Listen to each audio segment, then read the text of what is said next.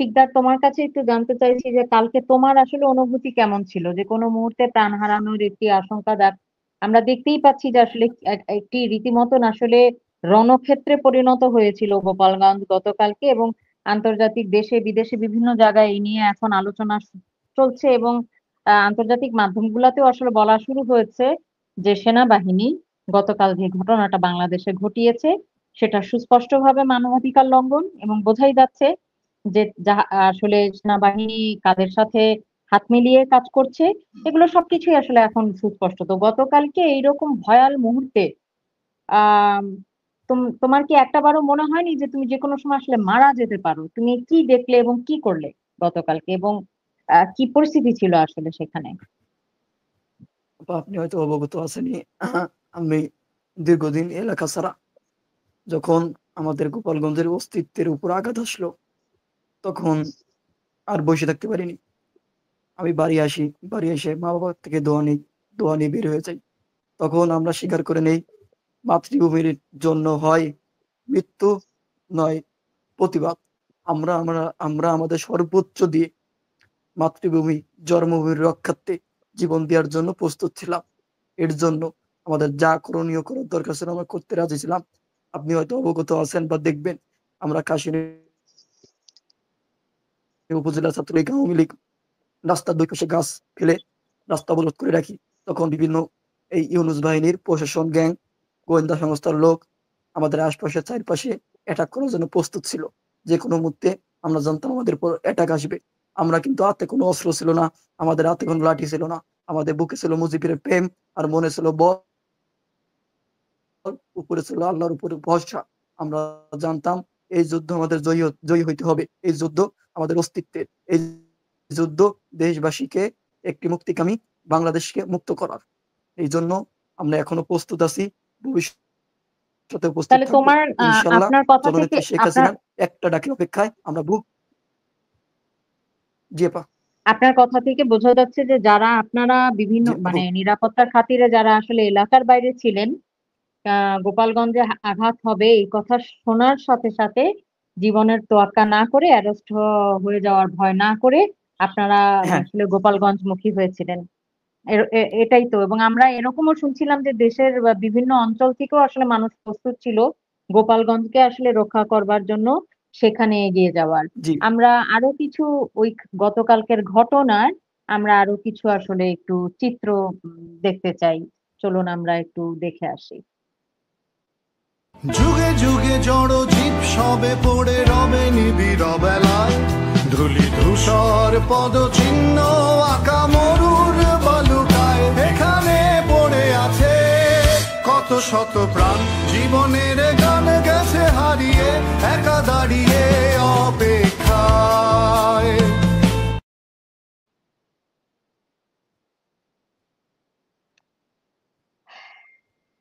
এই ছিল আসলে গতকালের চিত্র গোপালগঞ্জে, আপনারা দেখলেন।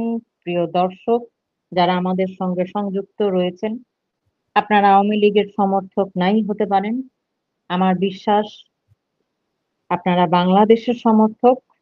বাংলাদেশের সংবিধান 1971 সালে 3 লক্ষ মা বোনের সম্ভ্রমের বিনিময়ে, লক্ষ লক্ষ শহীদের বিনিময়ে আসলে আমাদেরকে ছিনিয়ে আনতে হয়েছিল 25শে মার্চ বাঙালি জাতি, নিরস্ত্র জাতির উপরে পাক সেনাবাহিনী সশস্ত্র হামলা করেছিল। কিন্তু শুধু একটি আঙুল, একটি ডাক, বঙ্গবন্ধুর কথা, বঙ্গবন্ধুর সেই কণ্ঠস্বর, যিনি বলেছিলেন যা যা আছে তাই নিয়ে ঝাঁপিয়ে পড়ো। আমরা আজকে এই মুহূর্তে যে ভিডিওগুলো দেখতে পাচ্ছি, গতকালকে ঘটে যাওয়া গোপালগঞ্জের যে ভিডিওগুলো, তা থেকে আমার মনে হয় আপনারা যারা আওয়ামী লীগের সমর্থকও নন কিন্তু বাংলাদেশকে ভালোবাসেন, নিশ্চয়ই আপনারা বুঝতে পারছেন যে গতকালকে আওয়ামী লীগের সঙ্গে গোপালগঞ্জের যারা সাধারণ জনগণ, তারাও আসলে 71-এর মতন মুক্তিযুদ্ধের ভূমিকায় অবতীর্ণ হয়েছিলেন। ঠিক তেমনটাই যেমন একটি নিরস্ত্র এলাকাবাসীর উপরে বাংলাদেশের আর্মি আক্রমণ করলো। এই আর্মি কারা? এটা কি পাক পরিচালিত আর্মি? এদের পিছনে কারা রয়েছে? এরা কাদের দ্বারা পরিচালিত হচ্ছে?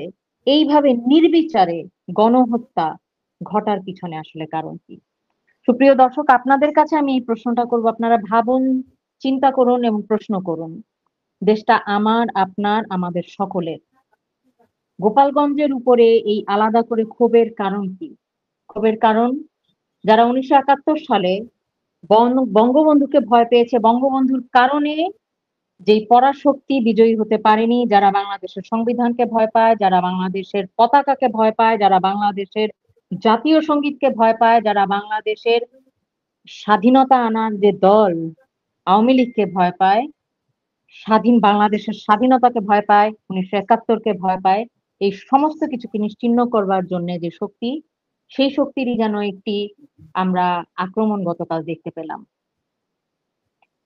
দিন মোহাম্মদ ভাই, আমি এই এক্ষুনি যে চিত্রটি দেখতে পেলাম, আমরা একটি ছেলেকে টেনে হেঁচড়ে আসলে রাস্তা দিয়ে নিয়ে যাওয়া হচ্ছে, মারা হচ্ছে, মানে ছেলেটি বোধহয় অর্ধমৃত না, পুরো মৃতই ছিল, তারপরেও আসলে তাকে এরকম হেঁচড়ে হেঁচড়ে টেনে নিয়ে যাওয়া যাচ্ছিল। মানে এটা মনে হচ্ছে যে একটা মানে ভয়ঙ্কর রকমের ক্ষোভ, ক্রোশ তাদের। মানে অনেকের দেখবেন যে ক্ষোভ ক্রোশ যখন থাকে তখন একটা মানুষ, একটা প্রাণ চলে গেছে, তারপরেও দেখবেন যে সেখানে আঘাত করতে থাকে। এর কারণ কি? এর কারণ কি? এই ছেলেটাকে এইভাবে হত্যা কেন করা হলো? আমি একটু আগে যেটা বলছি, এখানে আসলে যে চিত্রটা দেখা গেছে, আমরা 71-এর সময় এরকম চিত্র দেখেছি পাকিস্তান সেনাবাহিনী। আমরা আজকের যে ভিডিও ফুটেজ আর সেই ভিডিও ফুটেজের ভিতরে খুব একটা পার্থক্য আমরা দেখি নাই। ঠিক সেম একই ছবি, একই ধরনের। তো আমরা এটাকে এইভাবেই বলতে পারি, মানে অবজার্ভ করলে বলতে পারি যে এখানে পরিকল্পিতভাবে এটা করা হয়েছে। কারণ এইটা যারা করছে ঠিক পাকিস্তান মতদর্শীর মানুষ। আজকে তাদের যে চরিত্র আমরা দেখছি, সেই পাকিস্তানের একই চরিত্র। এজন্য তারা এই একটা ব্যক্তি মৃতপ্রায়, তার কাছে কোনো অস্ত্র নাই, একজন নিরস্ত্র মানুষ মৃতপ্রায়, তাকে যে দৃশ্য দেখলাম আমরা, বা যেভাবে সারা বিশ্ব দেখছে যে বাংলাদেশ সেনাবাহিনীর মতো একটি গর্বিত বাহিনী, যা নিয়ে বাংলাদেশের মানুষের একসময় গর্ব ছিল, আজকে কিন্তু সেই গর্বিত বাহিনীটাকে দালাল বাহিনী বা যেভাবেই বলি পাকিস্তানি বাহিনী, এই আচরণ তাদের ভিতর থেকে ফুটে আসছে। আমরা ঠিক তাদেরকে সেইভাবেই দেখছি যে তারা আসলে তাদের বাস্তব যে চরিত্র, সেটা এদেশের মানুষ উপলব্ধি করছে, মানুষ বুঝতে পারছে। এই বিষয়গুলো আসলে বিশ্ব মিডিয়াতে দেখানো উচিত এবং বিশ্ব মিডিয়া এই বিষয়গুলো নিয়ে কাজ করা উচিত, যে বাংলাদেশের উপরে কিভাবে নির্বিচারে বাংলাদেশ সেনাবাহিনী গুলি করছে, বা রাতের অন্ধকারে তাদেরকে নির্বিচারে নির্যাতন চালানো হচ্ছে। একটা দেশে নেটওয়ার্ক বন্ধ করে, বিদ্যুৎ বন্ধ করে, কিভাবে এই সভ্যতার যুগেও আমরা একটি স্বাধীন দেশে বসবাস করি, সেখানে বিদ্যুৎ বন্ধ করে, ইন্টারনেট বন্ধ করে, রাতের আধারে নির্বিচারে অত্যাচার চালানো হচ্ছে, নির্মম অমানুষিক অত্যাচার। দর্শক, একজন আপনারা যারা মানুষ আমাদের, আসলে কি, হ্যাঁ দিন মোহাম্মদ ভাই বলুন, আপনি আপনার কথাটি শেষ যে করুন। একজন মানুষ আসলে এখানে যারা গেছে এরা তো সবাই নিরস্ত্র মানুষ ছিল, এখানে তো কারো কাছে কোনো অস্ত্র ছিল না। তো একজন নিরস্ত্র মানুষকে কেন এভাবে গুলি করতে হবে? একটা রাষ্ট্রের সেনাবাহিনী, আমার জানা মতে এরকম কোন রাষ্ট্রের সেনাবাহিনী হতে পারে না। এটা একটা পালিত বাহিনীতে পরিণত হয়েছে আজকে, তাদের আচরণ ঠিক একটি পালিত বাহিনীর মতো। আপনার কথার কারণেই আমি আসলে ভিডিওটি পুরোনো একটু আমাদের দর্শকদের সাথে শেয়ার করতে চাই, যারা অনেক দেরিতে জয়েন করেছেন তাদের দেখবার জন্য, যে আসলে যে ভাইটিকে দেখা যাচ্ছে যে 1971 স্টাইলে এরকম করে ধরে তাকে নিয়ে গিয়ে আসলে পাক সেনাবাহিনীরা যেভাবে করে আসলে মুক্তিযোদ্ধাদেরকে ধরে নিয়ে যেতেন, জয় বাংলা যারা বলতেন তাদেরকে ধরে নিয়ে যেতেন।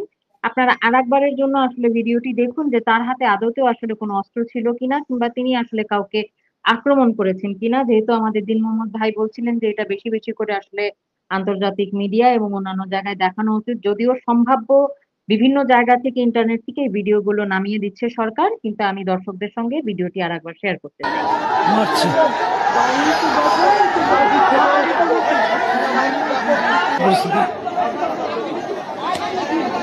শেষ। এই ছেলেকে বাঁচানো আমার মনে হয় সম্ভব না, এই ছেলেকে বাঁচানো যাবে বলে আমার মনে হয়।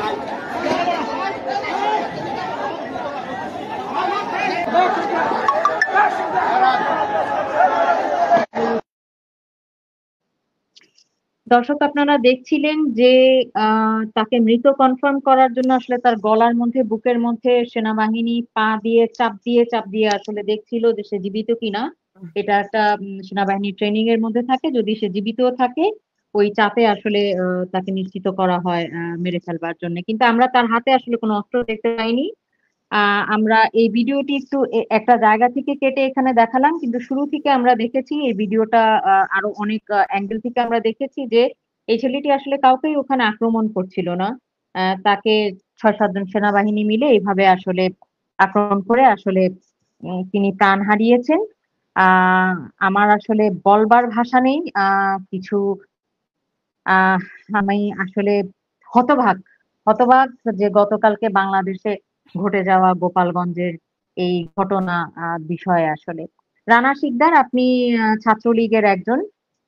বলা হচ্ছে যে গতকালকে অনেক ছাত্রলীগের ছাত্রদের হাতে অস্ত্র দেখা গেছে এবং আপনারা সশস্ত্র ছিলেন বিধায় আপনাদের উপরে আক্রমণ করা হয়েছে। যেহেতু আপনি ছাত্রলীগের, একটু পরেই আসলে আমরা মুর্তজা ভাই চলে গেছেন, উনি সংযুক্ত হলো, ওনার কাছ থেকেও জানতে চাইবো এটা কতটুকু সত্য। আপনারা 2-3টা আসলে ছবি দেখানো হচ্ছে মিডিয়াতে, সেই 2-3 জনের হাতে আমরা অস্ত্র দেখিয়ে তারা আসলে বলতে চাইছে যে এগুলো ছাত্রলীগের মানুষ, তারা সশস্ত্র ছিল। আপনি যেহেতু ওখানে প্রত্যক্ষদর্শী, আপনি নিজে আসলে সরজমিনে ছিলেন গোপালগঞ্জে গতকালকে, এই ঘটনা কতখানি সত্য?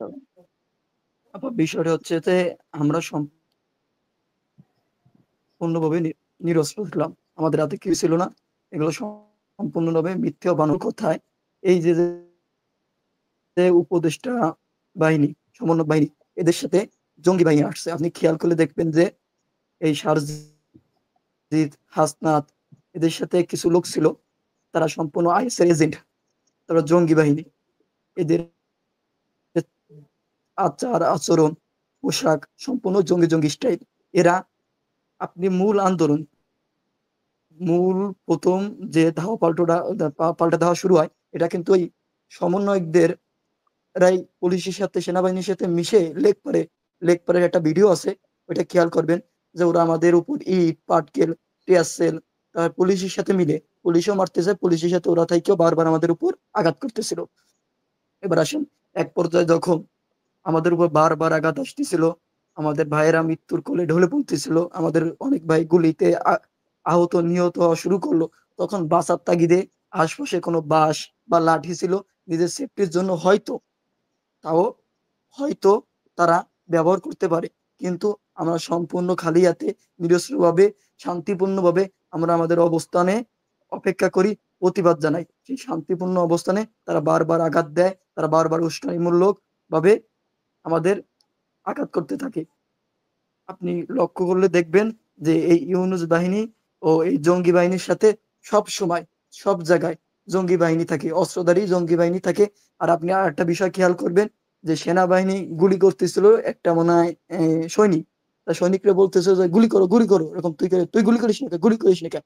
তা উনি বলতেছে যে জি স্যার, গুলি তো করতেছি। গুলি কর, ফায়ার, মানে ডাইরেক্ট তাকে হুকুম দেওয়া হচ্ছিল যে ফায়ার করো।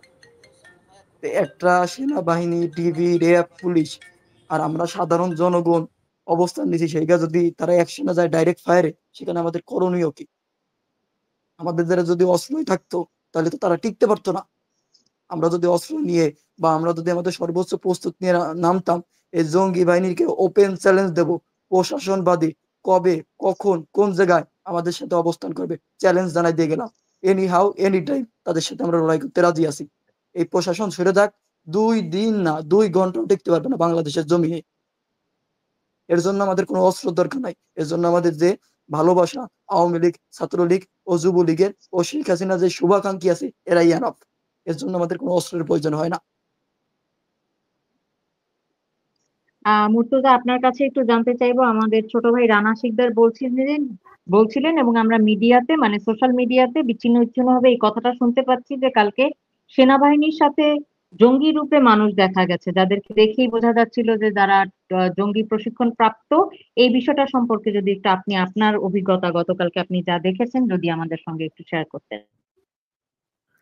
আপা ধন্যবাদ। আসলে এটা আমাদের সম্পূর্ণ সন্দেহ এবং এটা 100% সত্য যে বাংলাদেশ সেনাবাহিনী কাউকে নির্বিচার মানে নির্দোষে এইভাবে নির্বিচারে গুলি করতে পারে, হত্যা করতে পারে, এটা আসলে পাক হানাদার ওই যে ৭১-এ দেখা গেছে এই চিত্র। কিন্তু এখন দেখা যাচ্ছে যে গতকালকে আমরা দেখলাম আমাদের গোপালগঞ্জে এইভাবে নির্বিচারে আমাদের ভাইদের হত্যা করেছে, এইভাবে গুলি করতে পারে না। আমি এতটুক শিওর, আমি না, এটা আমাদের সমগ্র গোপালগঞ্জবাসী এতটুক শিওর যে এই ইনুস বাহিনী, এদের প্রশিক্ষণ, এই জঙ্গি শিবির, এদের প্রশিক্ষণদারী জঙ্গিরা আপনার এদের পোশাক পরায়া, নামধারী পোশাক পরায়া তারপরে আমাদের এই ভাইদের উপর নির্বিচারে গুলি করা হয়েছে, হত্যা করা হয়েছে। এটা একদম স্পষ্ট, সুস্পষ্ট। মানে আপনি বলতে চাচ্ছেন যে তাদের মধ্যে জঙ্গি ছিল যাদেরকে অবশ্যই সেনাবাহিনীর আচ্ছা, সেটা জি। আপনাদের অনুভব হওয়ার পিছনে নিশ্চয়ই কোনো একটি বিশেষ কারণ রয়েছে। আপনারা নিশ্চয়ই কিছু একটা দেখতে পেয়েছেন, বুঝতে পেরেছেন, যেখান থেকে আপনাদের কাছে মনে হয়েছে যে সেনাবাহিনীর পোশাক পরা আসলে এরা জঙ্গি বাহিনী ছিল। এখানে তো আসলে আমাদের প্রথমে বলি, আমরা তো আর এখানে গ্যাঞ্জাম করতে কোথাও যাইনি। আমাদের গোপালগঞ্জে আমরা শান্তিপূর্ণভাবে আমরা ছিলাম। তারা যদি আমাদের এই কোনো অনাকাঙ্ক্ষিত ঘটনা ঘটে, তার কারণে আমরা সবাই জানেন যে আমরা আত্মগোপনে ছিলাম। আত্মগোপনে থেকে বিভিন্নভাবে হুমকি ধামকি দিয়ে আসছে, বুলডোজার দিয়ে বঙ্গবন্ধুর সমাধি কমপ্লেক্স ভাঙা হবে, গোপালগঞ্জের নাম ভাঙিয়ে দেওয়া হবে। তার পরিবর্তিতে আমরা অবস্থান করেছি এবং আমরা সজাগ দৃষ্টি থেকেছি। আমাদের হাতে কিন্তু কিছুই ছিল না, এটা দেখতে পাচ্ছেন। কিন্তু কেন আমার ভাইদের উপর নির্বিচারে গুলি করা হলো? কোনো বাংলাদেশ সেনাবাহিনী এইভাবে কি গুলি করতে পারে? কখনোই পারে না। এটা সম্পূর্ণ জঙ্গি। আরেকটা বিষয় হচ্ছে যে ওখানে কালকে দেখতে পাচ্ছেন যে এনসিপির মঞ্চের সামনে একেবারে ২ জন লোক ছিল যারা হচ্ছে ঢাকায় মানে কুখ্যাত সন্ত্রাস। তাদের ওখানে দেখা গেছে ছবি দুটো আমার কাছে, আমি কিভাবে দেখাবো, ছবি দুটা আমার কাছে আছে। এরা অনাকাঙ্ক্ষিত ভাবে মানে ওইখানে সম্পূর্ণভাবে ওদের পূর্ব ঘোষিত আর কি প্ল্যান, এটা মেটিকুলাস প্ল্যান ছিল। একটা দেখা গেছে যে ওই যে আপনার 5 আগস্টে জুলাই আগস্টের দিকে, গত জুলাই আগস্টে যে সদ্য জঙ্গি যে সেনা বরখাস্ত হয়েছিল, তাকে আজকে দেখা গেছে যে ফরিদপুরে যখন খুলনা ছাড়তেছে, তাদের ত্যাগ করতেছে, প্রোগ্রামে যাবে ফরিদপুরে, তখন দেখলাম যে এই এনসিপি কেন্দ্রীয় নেতাদের সাথে সেই জঙ্গিকে দেখা গেছে যে আপনার 7.62 গুলি চালিয়েছিল, তাকে এদের সাথে দেখা গেছে। তো এটা আসলে সম্পূর্ণ মেটিকুলাস প্ল্যানে। আচ্ছা, হ্যাঁ, বলুন।